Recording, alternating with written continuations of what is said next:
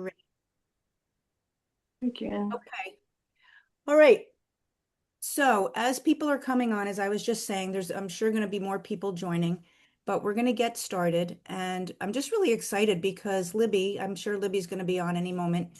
This was her idea like a month ago. Like, why don't we do something for Lent, just a free thing, like have people uh, have people give up something that makes a difference more than chocolate or wine. And I was like, that's a great idea. So that's what we decided to do. And we've been sort of working on this for the past month. And it's just exciting that spring is here, Lent is here. You don't have to be Christian. You don't have to typically celebrate Lent to do this. We are using the construct of Lent as a reason to sort of put our focus. So here, now Libby's on too. So, all right. So as more people come in, let me just tell you who I am. I'll have Christy and Libby introduce themselves, and then we're going to get started into tonight's content. Hey, Libby. So who I am is Linda Downey, a transformational health and whole life coach.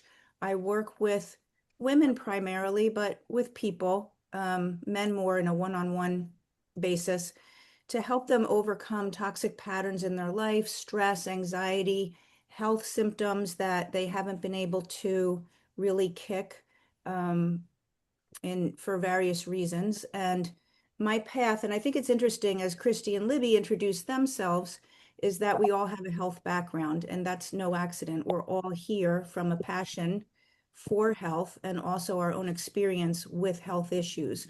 So my experience was with autoimmune conditions and migraine headaches and a lot of pain, joint pain for decades.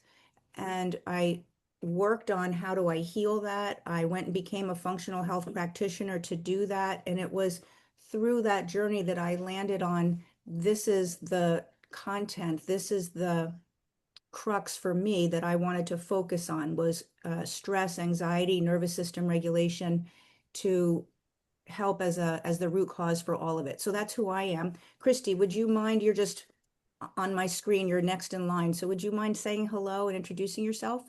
Sure. Hey, everybody. I'm so happy to be here. I love that Linda and Libby came up with this idea, and I think it's going to be a really amazing 40 days together. So, I'm Christy Siriano. I am a board certified functional wellness coach, and Linda started as a functional medicine practitioner. I started as a lawyer and then became a functional medicine practitioner. Just through my own health journey, I went through recurrent miscarriages, and that was sort of my first big wake up call that all was not well with my health.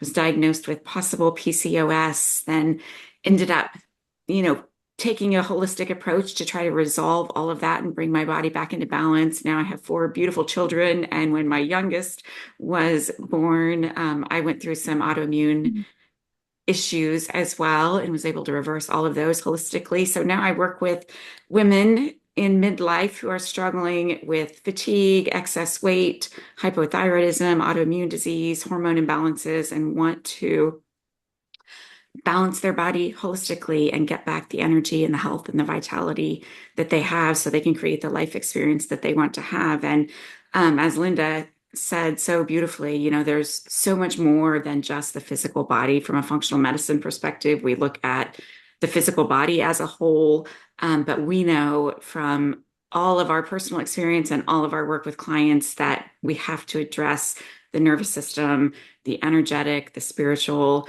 as well as the physical body. So I love doing these types of events with Linda, and I'm so happy to be here with Libby, with you too.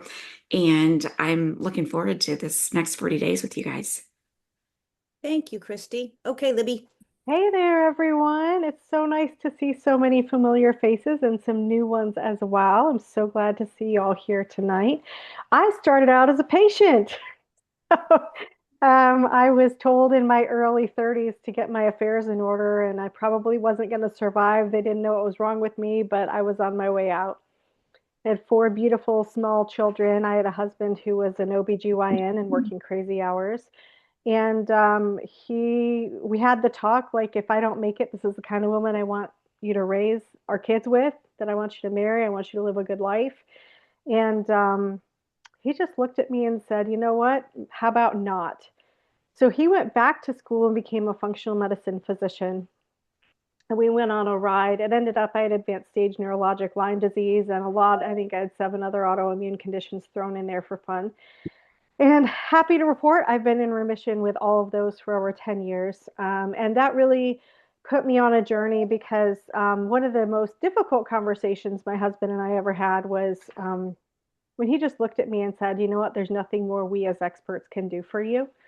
Um, and one of the big misconceptions we have in at least, where I live and what I experienced was that the experts know all the answers, the doctors know everything. And I love doctors. I have lots of doctors in my life, but they don't know everything. They put the pants on the same way as everyone else, and they should always be open to learning and growing. And and so I just started realizing that even though I was declared in remission, I was not symptom free, and that didn't make sense to me. Um, Even though, because the experts kept telling me, well, you'll just have these XYZ symptoms the rest of your life. And that really put me on the path of, okay, wait, there is an emotional and a spiritual component to this, and I can't out vitamin the trauma my body and my brain and my spirit have been through. And so I need to consider other alternatives. And so that took me on a long and winding journey to not only help, functional physicians to expand their viewpoint on what we really need to be treating and covering, but also working with clients who've been given really scary diagnoses. And I have 2 chief barking officers who are here along with me tonight. So I apologize if they bark. They're adorable, so I have to keep them around, but once in a while they protect me from a squirrel. So Oh, thank you. Well, you heard my dog dropping her bone a good 3 times while we were talking. So, this is the nature of the way that we get together these days, but how wonderful that we're from all different parts of the country. There are people from other countries who have registered for this. And it just, to me, that says how pervasive fear and anxiety are in our culture and in how we live, that there's just a high level of stress and anxiety. And I don't think we're meant to live that way. And there's a couple of things that if we can accomplish in the 40 days, some really crucial core things about fear and anxiety, it will make a big difference. It will go a long way for you in your journey if you practice and do what we talk about. If let me put it this way, to the level that you participate will be the level of results that you get. So if there's things that we say this week work on and you forget about them until next week, it's totally fine. This is your experience and it's free. You didn't pay any money, but I just want you to know that actually doing whatever you can do to the best that you can will make the difference. And one of the things that really shows up with fear and anxiety is a lack of presence. When you're in fear and anxiety, you're not present because in the present moment, there's nothing there attacking you, right? Anxiety is the ruminating thoughts that go around and around about either what happened, why did they say that to me? What could I have said differently? What's that going to mean? Or the worry about what has not yet happened, something in the future. Both of those scenarios are not present. When you can practice presence on a regular basis and notice, oh, I'm not present, I'm often what happened before or what I'm worried about will happen. When you can catch that, that right there is going to cut out a lot of fear and anxiety that you're holding. So that's the first thing I want to point out is presence. The second thing is if you don't have a concept that there is a source bigger than you don't have to call it God. You could call it the universe, whatever is the name that feels good for you. I think typically Libby, Christy, and I will say God because that is what resonates with us. But don't let the word stand in your way. But if you don't have a source that you know is part of your life experience, is walking this journey with you, of course it's very scary, right? So connecting to that source. And also, it helps us realize we're not alone. A lot of fear and anxiety comes from the misconception that we're separate. We're separate from each other. We're separate from our source. That's not the truth. We are never separate from source, and honestly, we are always connected to each other as well. But you may or may not find that as empowering as a bigger source, a divinely intelligent, purposeful source that is there to guide you. But when you're in fear and anxiety, you've separated yourself.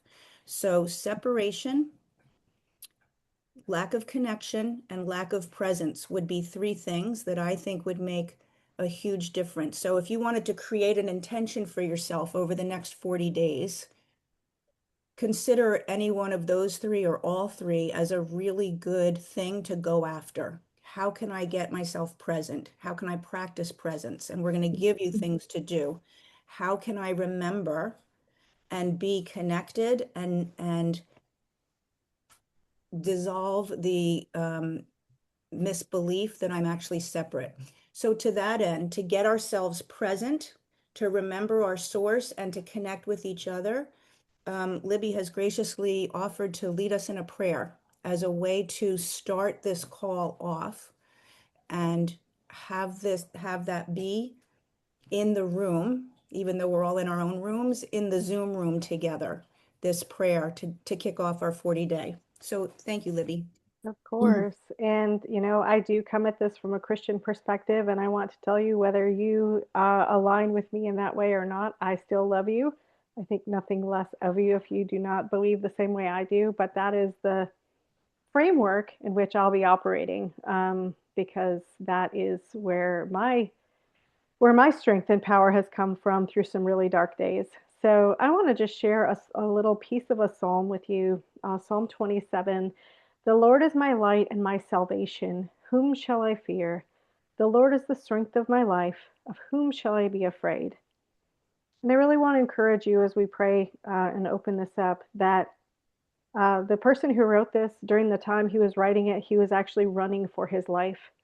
So I want to also just add into what Linda is saying. The great thing about us making this intention is it does not have to be dependent upon our circumstances at all. In fact, if we wait till we're not in a place where we might feel fearful, we'll probably never get there. So we're going to just pray and ask God for strength as we, no matter what our circumstances are, that we will be present, not president. I don't want to be president. I don't know what y'all. Lord, thank you so much for tonight. I thank you that you're here with us in this room. I thank you that you love us deeply. You love us unconditionally. You love us irregardless of our mistakes, of the amazing things we do and the not so amazing things we do. You love us just because you love us. And what a gift is that? What a strength and a comfort is that it is not dependent upon our performance or how much faith we have. It's all about you coming in and loving us unconditionally. And so in this moment, I thank you for tonight. I think that we all get to be together, even with my barking dogs. And I thank you that you are already here waiting for us. You're already here waiting to help us to transform from this place of fear that we may have lived in for a long time to a place of faith. In your name I pray, amen. Amen. Amen. Thank you. It is President's Day, though, Libby.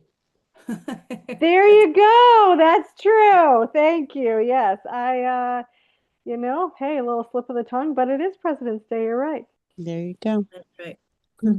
What I wanted to notice, what I noticed during that prayer, and I'm going to invite you to notice, is how much you allow your body to relax. Like when Libby said those words, because we're going to have more opportunities to either say a prayer or say a prayer and do another different kind of exercise, how much you allow your body to relax into the words and let the words and the meaning and the intent not just go in one ear and out the other, but actually flow into your body. So what I noticed is I wasn't letting that happen at first. I was in my head, is my dog being too loud? Did anybody else enter the waiting room? What else do I need to do? All of the things. And I wasn't being present for the first couple of sentences. And that's why I wanted to point it out to you, because when you can actually just let your body relax into the moment that you're in, and then feel and hear those words, whether it's a prayer or anything else that can just ground you, that would be a really good thing to take on this week. I saw the moment you relaxed. Okay, you did. Thank you. Yeah, because I was a little like, this is my job, right? The technology, the content, the blah, blah, blah. Am I going to do it right? And so as Libby started to speak, I was still in that place. And then it was like, oh, you know what? We are just here in love. We are all here as human beings, wanting to have the best experience that we can have, looking for guidance in some way. That's why we're all here, right? I don't need to be tense about that and worried that I'm going to do it wrong. I can relax into trusting myself and that you're all here trusting me. And you can all have the same exact experience. Relax into your body, at least for the next hour. Okay? Speaking of your body, when we talked about doing this for Lent, Libby said, why don't we for Lent do this 40-day? Why don't we fast from fear and anxiety? And if has anybody ever fasted from anything in your life? Have you ever done any kind of fast, a sugar fast? Okay. Like there's this place that it kind of takes over the second you decide, at least for me, the second I decided, I can remember being 20 and deciding I shouldn't eat cheese anymore because I love cheese and I could eat a pound a day. I'm like, I can't eat cheese anymore. Well, as soon as I decided that, all I wanted was cheese. Like everywhere I went, I was like, I just want a little cheese. So there's this place where your body takes over and anything that has taken over you, right? So fear and anxiety, sugar, alcohol, cheese, whatever it is, there's a couple of things going on, and we're going to hit on all of these throughout the 40 days. But there becomes a craving in the body around fear and anxiety, right? Libby, we talked about that. You said that you had a little some of that experience, right? I think you shared a great story with me. Would you mind sharing it with everybody? Yes, give me 30 seconds. I'm going to start losing my mind. So Okay. I'll be Okay. right back. Okay, I'll keep going. Yeah, we talked about how the body automatically, your mind can say, I want to give up X, but the body takes over. So in terms of fear and anxiety, there's certain biochemistry that happens when you're in that space. And Christy knows all about that because not only was she an attorney, but she has attained the highest level of functional medicine training that you can get without going back to medical school. So she is really, really highly trained. And Christy, am I wrong in saying there's a biochemical change in the body when you're in fear and anxiety, and that biochemistry becomes what the body wants to be in? Yeah, absolutely. Those stress hormones that are produced when we are in that place, the cortisol and adrenaline, the body becomes addicted to those. And then we don't feel safe or comfortable without them. Right, So it's a reinforcing spiral. right, right. I'm going to let Libby tell her story in 1 second as to, when we decided to do this, but the body is a place where fear and anxiety live. It's not just up here. So we're going to be working with the body to help you overcome. So you're the one who gets to decide how you want your life to go rather than your body taking over. And just a couple of examples are like, in the morning, we get so used to a regimen, like you get up, you have to have your coffee by a certain time. If you don't have like, if it's not like, boop, I'm up, coffee on, then this, then that, it feels weird. Your body's like, wait, what are you doing? This is not my normal morning, right? We become addicted to the pattern. So your body is running that show. Also, then your thoughts. We do have ruminating thoughts that go around and around, but the body and the mind are working together. So we need to address both of them. And if you're someone who ever tried to break up anxious thinking or anxiety patterns just by telling yourself mantras, it's going to be okay. Um, I can do this. You probably had the experience of you could say it till the cows come home, but you still felt the fear in your body, right? So they work together. And then the spirit settling into the presence, being present with yourself and in the moment is spiritual. That's a spiritual practice, presence. and the connecting that we talked about at the beginning, not being separate. That's coming from a spiritual lens. So we're going to work on all three, the body, the mind, and the spirit, and how they all go into keeping you in fear and anxiety, and what we need to do, what you can start to do to break out of that. But Libby, and now I feel like it's a little anticlimactic because I kept talking. No, Sorry. that's fine. No, you're great. Sorry, I just the dogs were silent the whole day until I got on here, and then they I had a hear lot to you. say. So did you want me to share the original time I felt called to fast from fear, or the story I shared this morning with you? Oh, I was thinking of the original time, Okay, but great. Yeah, yeah. So yeah, the reason I shared this with Linda was I knew Lent was coming up. I live in Louisiana, so Mardi Gras, Lent, all that's a really big deal here. So it's obviously in my face a lot more. Like I didn't even know what that was when I grew up in Michigan. I had no idea.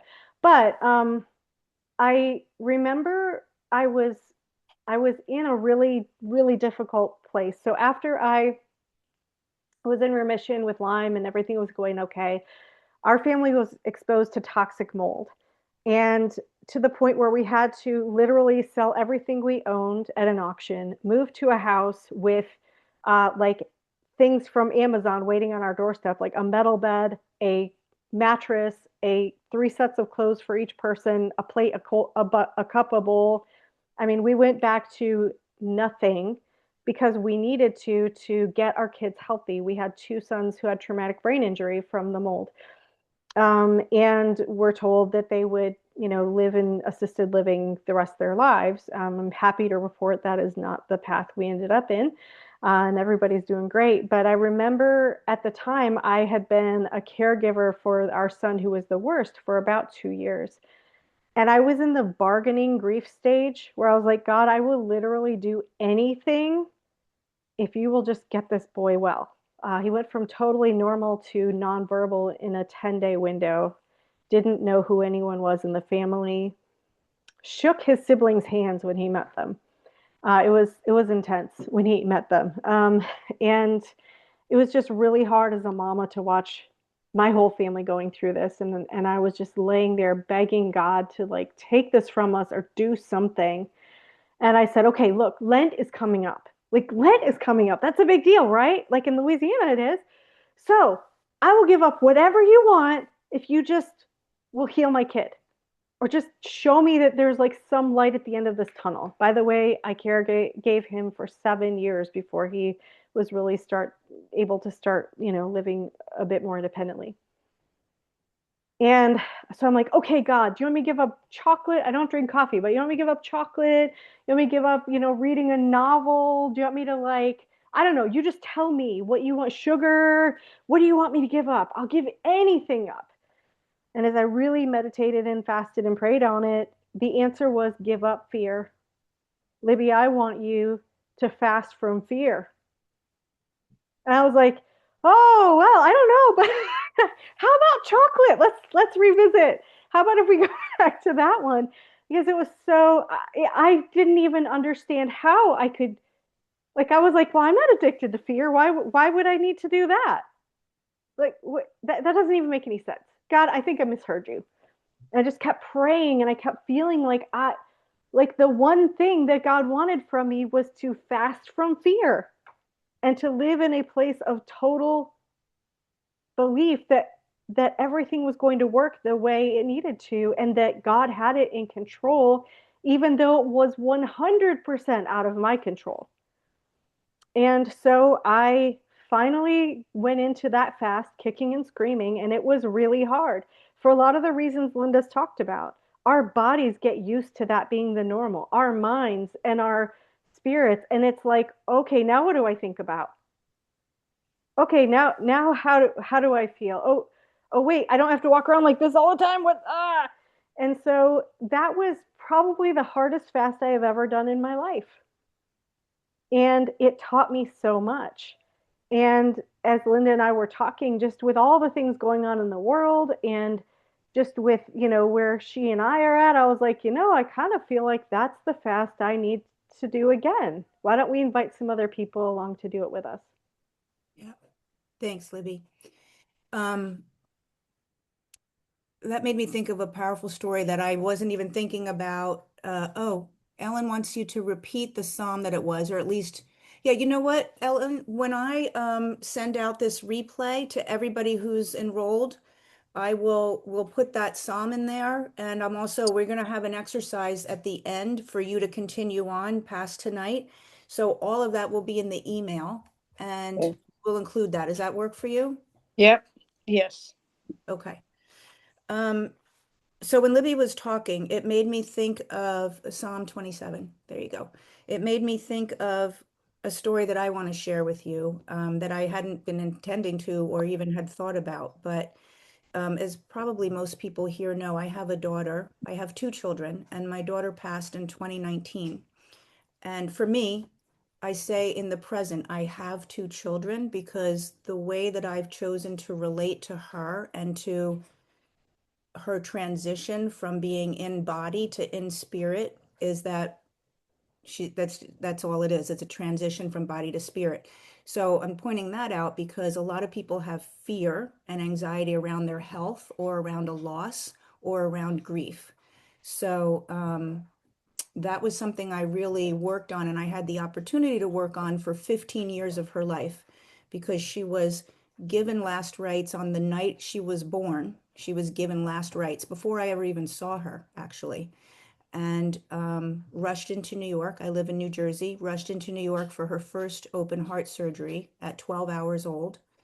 And she lived to be 15. So I had 15 years of deciding how much fear could I take? How much anxiety did I want to live in?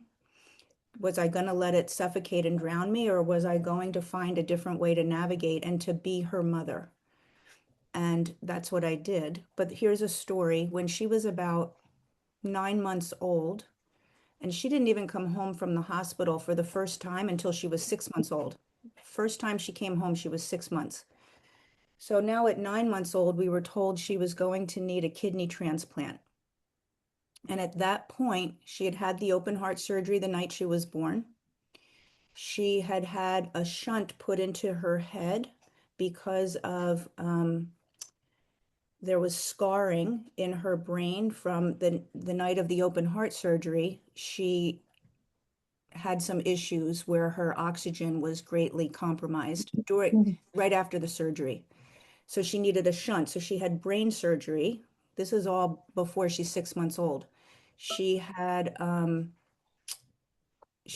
to have a feeding tube put in because she never got the opportunity to even learn how to use her mouth. She'd had a stroke as a result of the open heart surgery.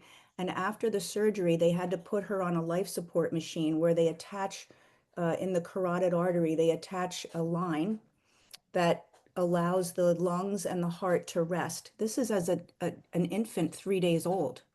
So I saw my baby this big, right? So now at 9 months old, the kidney doctor says her kidneys did not get enough oxygen and they're not recovering, and she's going to need a kidney transplant. And I just could not imagine this baby having one more major surgery like that. And I was in her room, which was on the second floor of our house at the time, middle of the day. She was in the hospital. Her dad was at work. Somebody was watching my son. My son is 2 years older than her, so he was just under 3.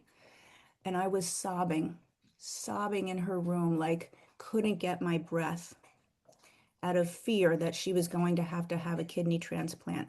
And one of the things that I remember saying to my friends at the time is, I don't know how to pray. Like, I'm her mother and I don't know how to pray. Like, I can't even settle myself down to pray. I don't know how to do it. I don't know how to connect to God. I don't know what I'm doing. I mean, I would pray, but it felt so mechanical. It felt like it wasn't in my body. I wasn't feeling the prayers. They were just desperation. So that's how I had been for a while. And I was in her room sobbing, and I heard a voice, very distinct. You know, when you say something to yourself, you know it's your voice, right? This was not my voice. This was very distinctly outside of me, middle of the day, no one's home but me. And people were bringing food to our house. People, when you hear about somebody that has a sick family member, right? There was meals being dropped off. So I hear this voice go very strong and certain, it'll be okay. And I was like, I stopped crying and I thought somebody came in. I actually went to the top of the stairs and I looked down the stairs and I yelled, hello. I'm like, is somebody dropping off food? Somebody heard me crying. There was no one in the house. But in that moment, this feeling of peace came over me. And I didn't know what it'll be okay would mean. I didn't know what that meant. I didn't know what it looked like.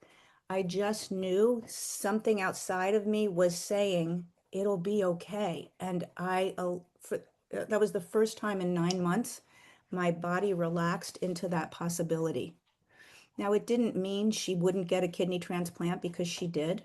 It didn't mean she was just fine. In fact, her life continued to be one medical catastrophe after the other.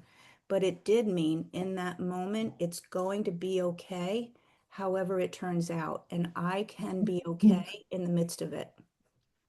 And I am very clear, for me, that was God's voice. Like in my most desperate on my knees, that's when I needed to hear it. And that's when I heard it. And Linda, I think that's such a powerful distinction that we need to make sure we understand. When I agreed to fast from fear, I had no guarantee on the other side that everything was going to work out a certain way. That's not what this is about. Right. It's not a transaction or a bargain. It is truly making a choice, because just like fear is a choice, faith is a choice. It's a decision.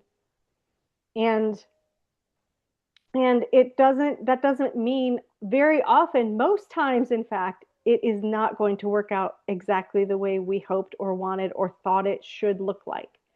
Sometimes it's going to be a lot better. Sometimes it's going to be a lot harder. And that's not the point of this exercise. That's not the point of what we're doing here. It's not like a vending machine where I put in my, I give up my fear and I get this amazing product that comes out at me. It's about being in our bodies. It's about growing who we are as people. It's about trusting and believing that however this turns out, I don't have to be carrying this sack of rocks around with me anymore called fear. And it Yeah. can be fear from a long time ago. It can be fear from our lives. It can be fear from our ancestors. It can be, the genetically encoded fear we'll talk about eventually. There's a lot of different kinds of fear.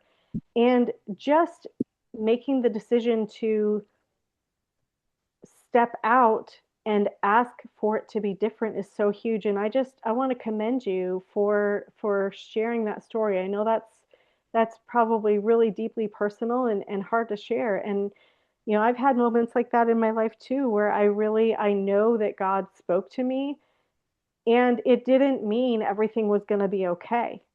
In fact, some of my darkest hours happened right after I felt that.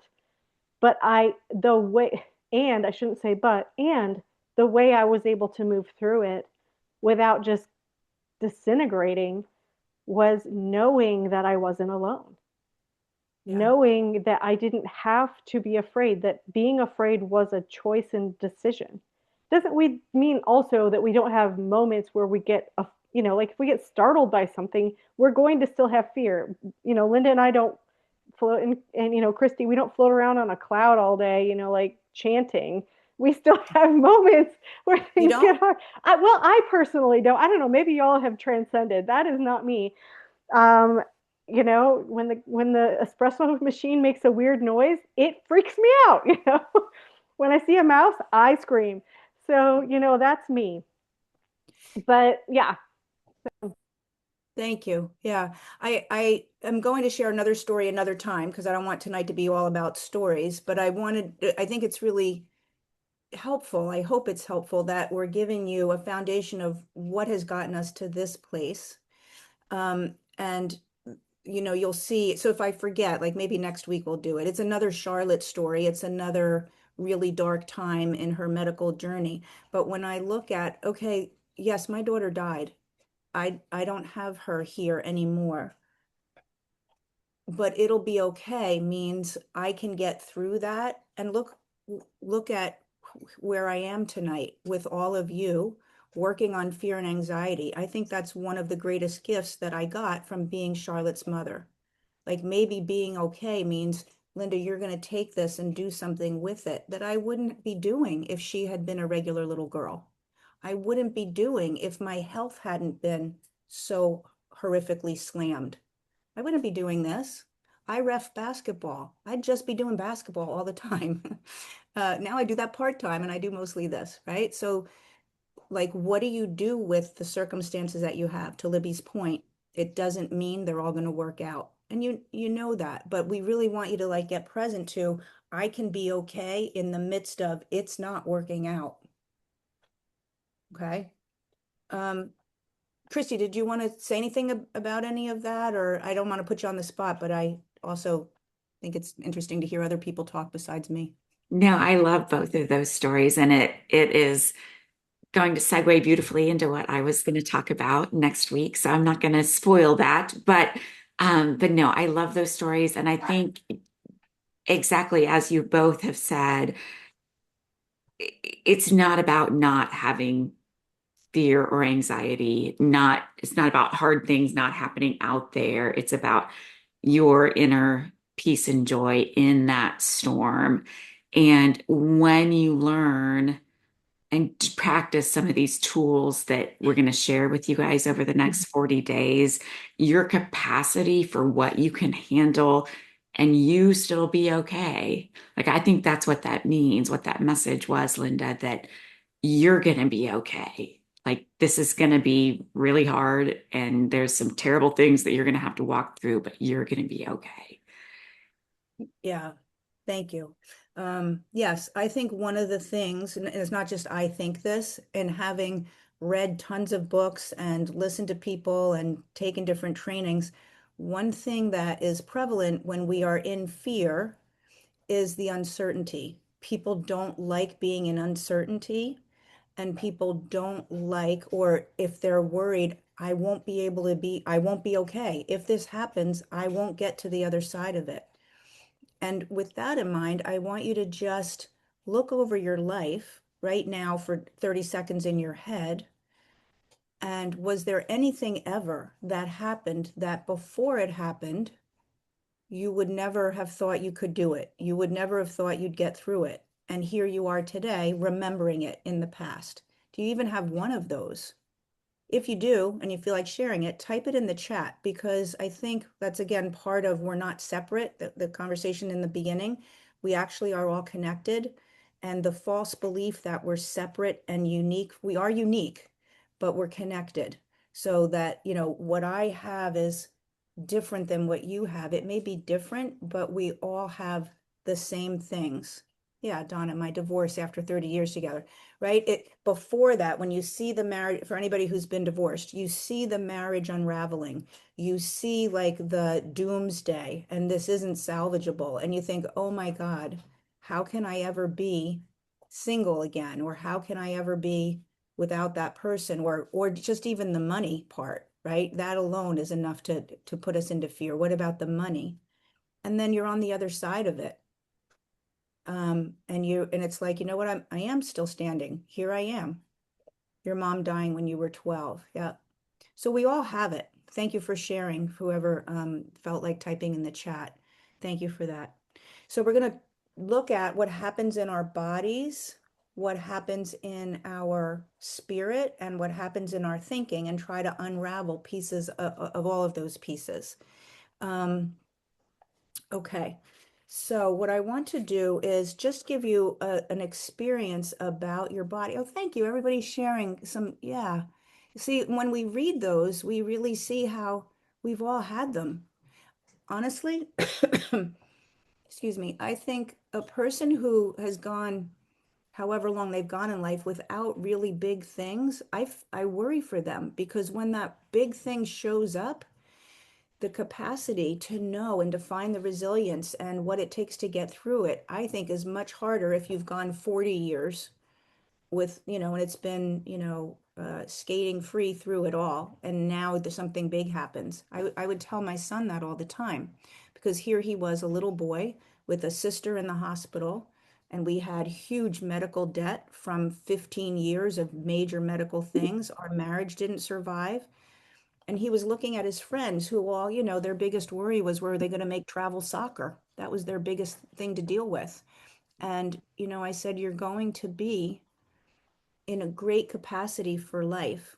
And don't,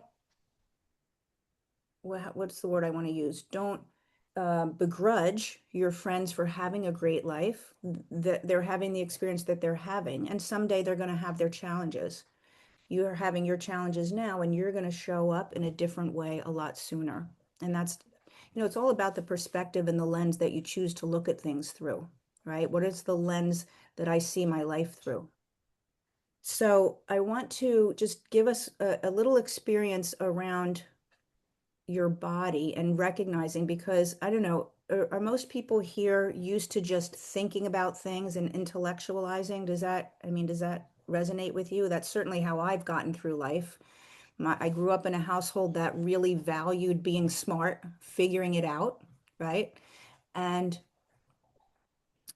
I was not used to, what does that feel like in my body? In fact, my father in particular, I think, was an alcoholic because emotions were so scary for him. That was the way that he coped, was he drank and got numb. But we just didn't talk about emotions. And if anything, it was, if you want to cry, I'll give you something to cry about, right? Libby says dissociation is encouraged in many households. It's really true, because emotions can be scary. They can be big. And so what happens is we're not used to, what does that feel like in our body? So when you think of, maybe if you shared in the chat what was a really hard thing, if you just chose to share it, or if you didn't share it but you thought of something, when you think of that event, where do you feel it in your body? Just to start to practice of, oh, my body is connected. My body is actually where a lot of my fear resides. I can't talk myself out of it. In your stomach. Yeah. So I want everybody, you don't necessarily have to put it in the chat, although you're certainly welcome to. Here's somebody else coming in.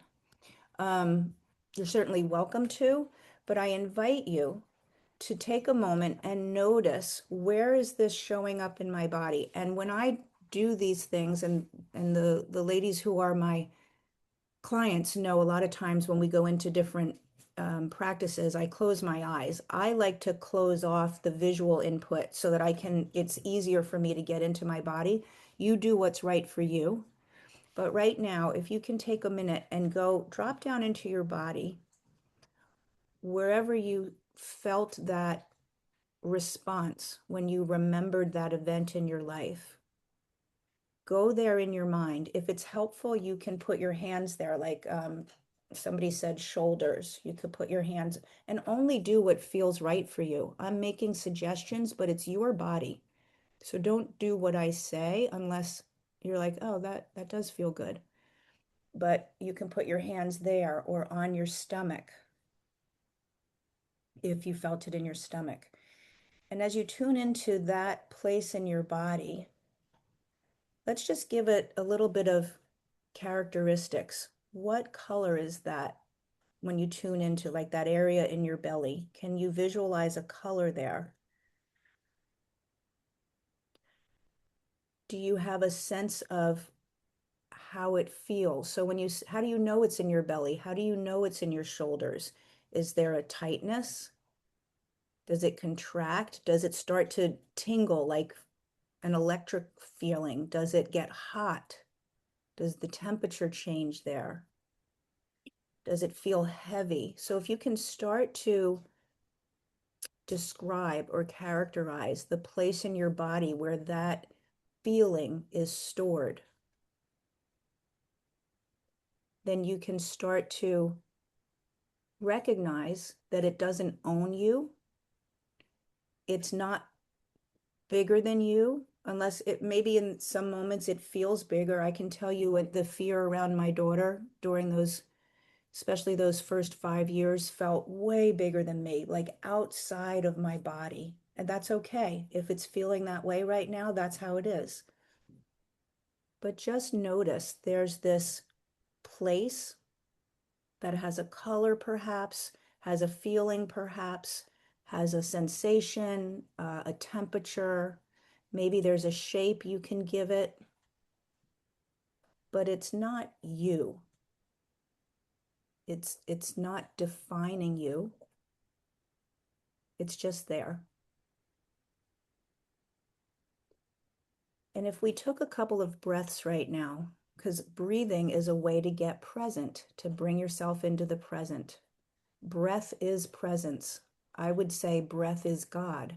When we no longer breathe, we are no longer alive. Breath is the breath of life, and there's God in every breath. There's your life force in every breath. So when you breathe and you pull that life force in, and you allow your body to relax into what that gives you, can you notice anything different in that area of your body? Does anything change? Don't try to make it change. Just notice. Just be curious. Let's just do like 30 seconds to a minute. Nice, slow breathing. Focus on that area of your body and see and observe all of those characteristics. Does anything change? You're not trying to make it go away.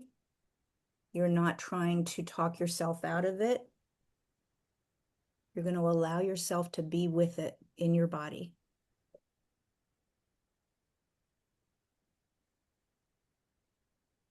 And when you're ready, if you had your eyes closed, go ahead and open them. Just come back to the room that you're in. Did anybody experience a difference from when we started to when we opened our eyes? Did anything shift in your body?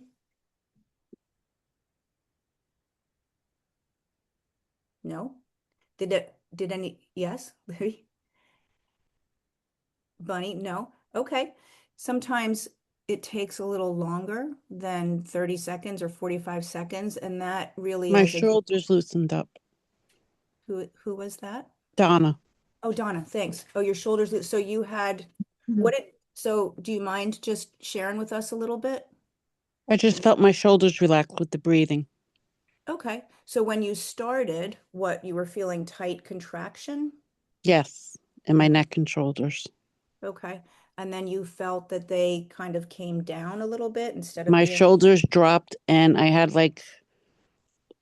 just relaxation from the okay. breathing. Okay. Thanks. Um, Cheryl, I see now some things in the, okay, my back, my heart, my neck, palpitations. Ellen got a slight calming. Cheryl, the boulder started breaking up. So up above, you must have said a boulder, or maybe you didn't, but you just jumped in then. Yeah. So thank you for sharing whatever the experience was. And if it wasn't long enough to let it shift, that's fine. I wanted to give you a taste of with a very simple little body practice. When here's what I want to say. Most of us, certainly my experience was avoid the bad emotion, avoid the thing. So talk myself out of it, try to rise above it, try to brace my body. Amy, my chest loosened and got warmer and less prickly. Awesome. Thank you. So when we try to avoid it or pretend it's not there, that's when it really takes hold. But when you allow yourself to go, okay, there's this space in my belly, there it is. And I'm going to get really present to all of the things that it's talking to me. It's heavy, it's hot, it's prickly, it's tight, it's, all of the things. It's red and fiery, or it's black and cold, whatever it is. When you allow yourself to really sit with it and give yourself some breathing, because that is breath of life, right? And you have to be present to breathe, then that can start to move through. So that's one thing. And I don't know if you have a notebook for this 40 days or just something that you're going to take notes on or keep to jot down, but that's one thing if you can notice this week, drop into your body anytime, you're feeling, if you're in traffic and you're like, oh, I'm going to be late, oh, what's my body doing? It just got really tense. And just notice, because when you drop into that, oh, there I am gripping the steering wheel. You'll be able to allow yourself to ungrip a little bit. If you don't even notice, if you're not even tuned in, if you're only up here going, what am I going to tell them when I arrive late? And maybe if I take this other route, if you're only up here, you're not even noticing what's happening in your body and you have no availability to shift that. And that's where the anxiety is actually happening, or the fear. Does that make sense? And Linda, can I ask one other thing that I think is really important that we just touch on? What if it's too scary to think about the fear or the anxiety? Yeah, so that's a great question. And that's why I started with the whatever we shared, like we thought of from the past, because I was thinking, and maybe then this was incorrect. I was kind of assuming everybody thought of something that they were like used to thinking about, and it wasn't that scary. And maybe that wasn't the case. Maybe what came up for you was something that's still quite unresolved. And what we do, and the ladies that I have done this work with, what we do is we teach the nervous system in very tiny bites, very small increments, how to be present to, it's called activation. I'm activated. The fear is activating me, right? And how to be present with little bits of activation and then return back to peace. A little bit of activation and back to peace, so that we can teach the nervous system it doesn't have to stay in activation, and we don't even have to go all the way up there. So what you can do very quickly, if it's starting to feel like it's too much, like you start to feel like some anxiety really takes over and it's more than what you want to really deal with in that moment, you want to just shift your thoughts and start to think about something that feels safe, someone that you love, a good thing that happened today. Just direct the nervous system if you can, because that's the nervous system is actually designed to activate when we need to and then go, okay, things are okay. Oh, here's an issue I need to deal with. Oh, okay, I can be in peace. That's the natural rhythm of the nervous system. Activate and then recover. When we stay in fear and anxiety, we stay activated. We stay in the sympathetic. Sometimes we're there so long that we actually shut down. We become apathetic, depressed, or freeze because it's been so long that we've been activated. So doing little tiny bites, it's called titration. If you remember in chemistry or biology, right? If you were going to do an experiment, you would use a little like eyedropper and titrate one drop at a time to see a reaction. Anybody take chemistry? That's all I got out of chemistry. That's about it. But if I take two things and totally pour it right in, I don't, there might be a big explosion. I don't even know how much it would have taken just to have a reaction. But if I go one dropper at a time, one drop at a time, then I can really control it. And I go, oh, okay, that's a little bit more than I wanted. And that's what we're doing with the nervous system. So if you're going throughout your day, each day this week, I think it would be a really great idea to just notice your body's responses, especially in the things that aren't that big of a deal, like I'm stuck in traffic. If you live in fear and anxiety all the time, being stuck in traffic is like, you're probably not sitting there going, oh, this is a great opportunity for me to listen to some of my favorite music, right? You're probably like, I can't believe this, and I shouldn't have taken this route, and blah, blah, blah. So those are things that aren't that impactful, perhaps, but you're definitely responding. And you can use those things to start to notice, how does my body respond? Does that make sense? Yes. Yes, Awesome. yes, thank Okay, you. here is your May I just say something, Linda? 100%. I remember when I first started working with you, if you mentioned the biggest thing in my life that happened was the divorce, and I would get a gut punch. And now I no longer get a gut punch Mm, when somebody mentions my divorce or I am divorced. And that's why when I did the breathing work, the gut punch didn't dissipate because it no longer affects me. That's why I felt relaxation in my shoulders. mm. Thank you, Donna. Yeah, Donna is a client from, what was it, 2 years ago now? 3, yeah. 3. Wow. I love that people stay in, that we stay in each other's world. Thank you. It makes Yes, me you're wonderful. happy. Thanks. Okay, so I want to give you a homework. If anybody ever can think of a better word than homework, I'm all for it. I just would like a different word, like that doesn't have work in it. But for now, it's homework. And I would love to invite you to do this every day for the whole 40 days. Remember at the beginning, I said the level to which you participate will be the amount of shift that you get or outcome that you get. So I'm going to give you this. It's four parts. It'll take 10 minutes. I'm going to read it to you and I'm going to copy and paste it in the email with this replay so you'll have it. But I want to read it out loud to you. Okay. How So, about an opportunity instead of homework? okay. I'm open to anything. Here's an opportunity for you to shift your life with this practice. That Okay. sounds good, Amy. Awesome. So I suggest doing this in the morning, kind of like, okay, I brush my teeth. Maybe you get up and you stretch a little bit, maybe while your coffee's percolating or your tea water or whatever it is that you do. And you're going to start by asking yourself 4 questions and you're going to write down your answers. The first question is, what is my vision for today? So the vision could be, and it doesn't just have to be for today, whatever speaks to you. So it might be a vision for that day, it might be a vision for the week, it might be a vision for your life. So it might be today, I want to really do a good job as a mom today. Or it might be this week, I want to really see some practice. Today, I want to step into being a business owner. Today, I want to start to socialize more. Or for my life, I want to have more of an open heart. Whatever it is that speaks to you, ask yourself. So the first question is, what is my vision that's popping into my head right now? Just make sure that it's true for you right then in the moment.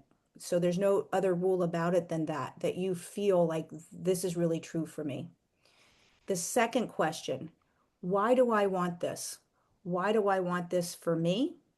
Why do I want it for others? So let's just say you were picking, my vision is to be the best mom I can be today. Why do I want that for my children? Whatever you write, be honest. You're allowed to want things, even if you've been told all your life you're not allowed to have that. So you're allowed to have a vision for a great business, let's say, or a new job, or an amazing, loving relationship. Even if your whole life for 50 years, your relationship never felt loving, it felt like work. You're allowed to have that. So, why do I want that? The third question, what do I need from God, or replace God with universe or any other word? What do I need from God to make this happen? So even if you don't believe in a higher force, what luck do you think you have? What do you think you need to have or to be to make this happen? So it might be from God, I need to meet the right people. I need to have some more money to start my business. I need to um, allow myself to meet a new partner. What do I need to have happen from God? And then the fourth question, and this is really the crux now that you've mapped this out, is what is the one thing that would stop this from happening for me? What is the challenge in my life that is stopping this? So is it the one thing that's stopping this is my own self-doubt? The one thing that's stopping me is my partner doesn't want to do this work with me, doesn't want our relationship to be better. The one thing that's stopping me is I don't know enough people to get my business going, whatever it is. Once you write that down, what really comes up for you, that's where I want you to notice in your body. And if it's a big feeling, if it's too much, like Libby pointed out, you can back down a little bit and kind of just leave it here. But if you're willing and it's okay with you, notice what's the feeling in my body when I think of that. The one thing that would stop me is I'm not good enough. I don't know what I'm doing. I don't have enough money. I don't have the right partner. I doubt myself. Whatever that thing is, what happens in your body? Okay. So far, so good on that. Those 4 steps. Yeah. Okay. Then, if it feels okay for you, what we want to do is take that feeling. That's the thing. So it might be a feeling of, for me, what always has come up in my life is shame. I'm not good enough. Shame. And I feel that in my belly and my neck, right? Right here. It's like hot. It's like heavy in my belly, hot in my neck. So as soon as I notice that, hold on, got some other people coming in. As soon as I notice that, I want to try to alchemize it. So what I've probably done my whole life is avoid it, pretend it's not there, be out in the world trying to operate above it. Here, I'm actually going to allow it to be there. And I want to alchemize it. Alchemize it means we're going to change it. We're going to transmute it with love. So the love that is present in you, the love that God has for you, when you can lovingly hold that feeling in your body and be with it like we just did a couple of minutes ago, you're going to transmute it. And a really great way to do that is to put on some music, if you have a playlist that you like, and just start to move. I put my hand, you can't see my belly, but I have a hand on my belly, and for me, that's where I feel it. When I get really present to what's stopping me, I'm not good enough. I'm not good enough. There's that feeling, a tightness in my belly and in my neck. And I put on some music and I might just start to move. If that's weird for you, A, don't do it. But B, I invite you to try it, because if you've always been up here in your mind, then using your body to help move things can feel weird. But try it.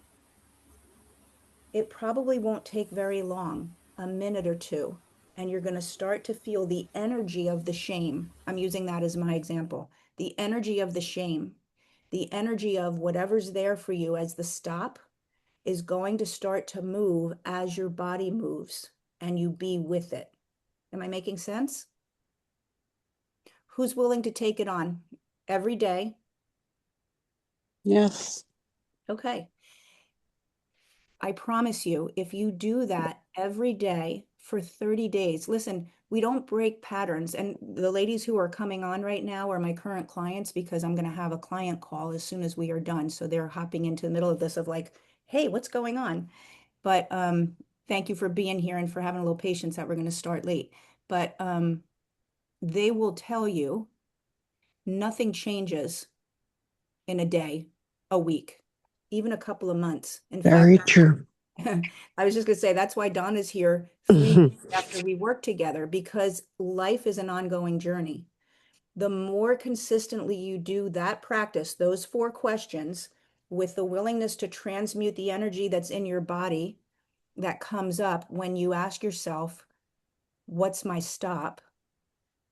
If you do that consistently in 30 days, you're going to shift what you've been holding in your body for a very long time. I promise you. And we've got 40 days. So you even have 10 days to kind of, maybe you missed it, 10 extra days, but 30 days would be really great. So any questions on that? What were the 4 questions that you were? This was for, I'll tell you guys when we get on Okay. our call. Okay. This is something that we have not done together. I've been waiting to do this just with this group, but I don't know if I you've see. seen me post the 40-day journey from fear and anxiety. That's what you just walked in on. Okay. Oh, Okay. 40-day so journey. I did put it in the comments. I typed all of it in the side. If y'all can see it, I can repost it Yes, too in the chat. in the Thanks. chat. And I'm going to have it all written out in the email that I send you with this replay. Okay. Yep.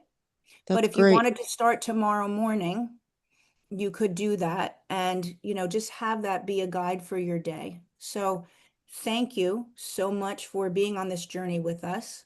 Thank you for being open-hearted to, I'm going to take it on and I'm going to see where I land at the end of 40 days and I'm going to give it my best shot. And thank you for trusting us, all 3 of us.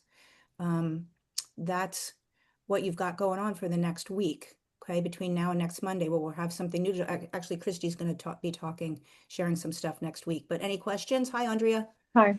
There is one question in the chat here that I think it's really important that we address, Linda, before we jump off here. Bunny Okay. says, I need to have others to vent to that maybe have the same thing that happened to them when she's talking about the feelings and thinking about those 4 questions. So how do we tackle it? It sounds like you're asking us to do something just like totally internally on our own. How do we tackle this if we feel like we need to maybe externally process what our feelings are? Yeah, I mean, that is some one-on-one work. Bunny, I don't know, like, obviously, I don't know what it is you're talking about, but if you felt comfortable, you could dialogue in the group. That's why we created the group on Facebook as a support group and a community. So you could vent there. This is what came up for me. This is what I wanted to share. If that feels okay for you publicly to do that. And again, I don't really know what it is that you're speaking of. If you wanted to, reach out to me one-on-one, I mean, this is like a group for us to move through. If you wanted some one-on-one work, that's a separate thing. Or I don't know if you have somebody in your life that you feel safe speaking with, but if it felt safe for you to just vent in the group. So when you say vent, I don't really know what level we're talking about with that, but And just keep in mind, if you don't want great, great, great Aunt Eunice to know it, don't put it in our Facebook group because it is a public group, okay? yes, So I'm just putting that out there. If you don't yes, want people to know it, don't put it there. That's not the place for it. Reach right, out to us privately and right. we That's what I can give you said. some resources. So Yeah. So I just said, wanted to reiterate. yeah, yeah, yeah. So Linda, if Bunny reaches out, I told her feel free to message me, but I don't know how to do that on Zoom. So if she reaches out to you, you can give her so my email. okay. Well, Bunny, are you in the Facebook group? Because you guys can connect on Facebook and then on Messenger be one-on-one if you'd like to do that. Oh, true. Bunny, are you in the Facebook group? No, I'll try that. Okay. Yeah, if you go in our Facebook group, which is Fasting from Fear and Anxiety, the 40-day journey. That's where we all kind of got started as a community, and then people decided whether they wanted to do this journey or not. Then you can connect with anybody there and do that privately in Messenger if you felt like you needed to. Yeah. Thank you, Donna, for offering yourself. Of Okay, course. I'm going to end this recording and I'm going to say good night. Christy and Libby, is there anything else that you wanted to say? I've put the link to the Facebook group in our chat as well. So if anyone doesn't have it yet, you can go ahead and click on that and join our group. It's free and it's right in Facebook. One of the many reasons why I love Libby and keep her close is because she handles all that. Like I don't even think on the spot. She's like, "Oh, I got that. Oh, I put that in. Thank you." And the other thing I will say is if this is resonating with you and you're like, wow, I think I really need to go deeper on this, like we've just barely scratched the surface, you can feel free to reach out to us privately and we can have a chat with you about maybe doing more intensive work, like what Linda's talking about with, some of the people who are here. So that is definitely this is a once a week thing. It's meant to be kind of a primer on all this, not the whole enchilada. So, if you need more, which many of us do to be able to heal, there are resources that way too. So feel free to reach out to us. I don't know if Christy has anything she wants to say. I thought I could just say a little prayer to close us and then we could be done. But Christy, do you have anything you wanted to add? Nope, that sounds great. Okay. I do. Real Yes. quick, can the people who on here, who've just come on for our client call or who were on, who have done work, can you just raise your hand and is it something that happens easily? Is it something that like, blip? I mean, there's definitely things, I think, if you agree, raise your hand.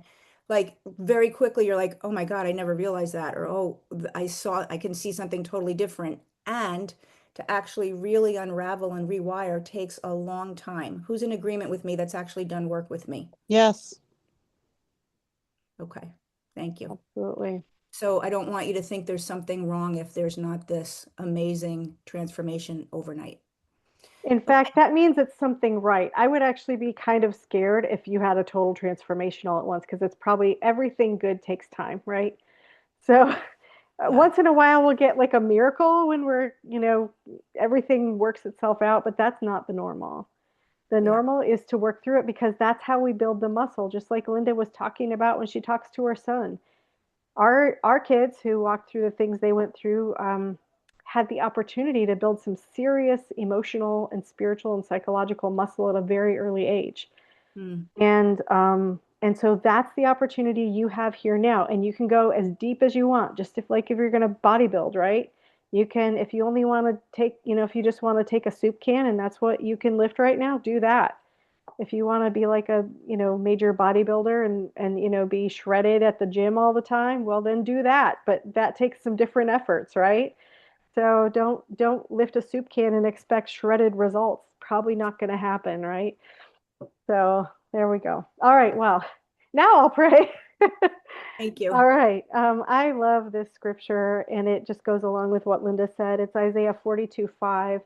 God the Lord created the heavens and stretched them out. He created the earth and everything in it. He gives breath to everyone, life to everyone who walks the earth. And you see how breath and life are super interconnected. So we'll just pray and close that. Lord, I thank you so much for tonight and for this lovely time we've been able to have with these amazing people. I thank you that you've been here with us and you've given us breath in our lungs and you've given us this life. And even though oftentimes things are messy, and even though we've got some major work to do often in the way that we are approaching life, I thank you that we have the opportunity to do it. I thank you that you give us the ability and the strength and the faith and just the peace to be able to walk through even the hardest storm, knowing that we are not alone and that you are giving us the breath in the lungs for every single step that we take. I thank you that we can have total confidence in that. And for all of my friends here who maybe don't have confidence in that, I pray that they would borrow my confidence because I'm confident that you've given that to us and that you've given plenty for all of us and you prepare the way before we even know it's possible. I pray that you would bless every single person in the sound of my voice, whether it's in the recording or whether it's live. Give us wisdom, give us peace, and give us breath and courage to fast from fear. In your name, amen. Amen. Thank you. Thank you, ladies.